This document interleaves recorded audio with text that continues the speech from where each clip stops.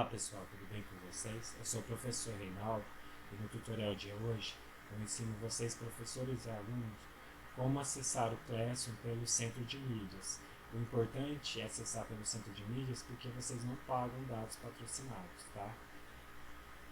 Aqui, ó, lá na barra suas, lá embaixo, percebam que aqui tem as opções dos canais das turmas, que é onde eu estou nas conversas. Vocês cliquem em outros.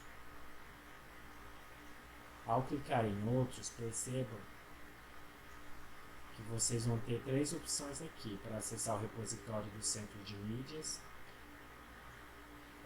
de vídeos, o centro de mídias e o Google Classroom. Clique em Google Classroom.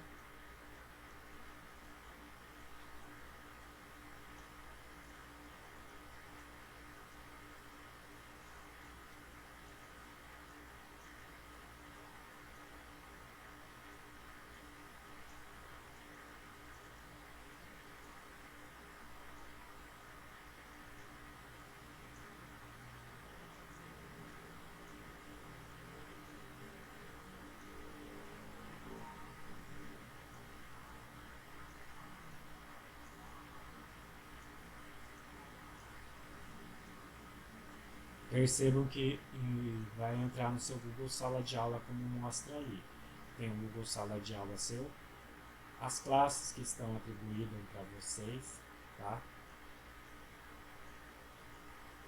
Vocês já estão no Google Sala de Aula. E nesse botãozinho de mais é onde vocês podem criar uma turma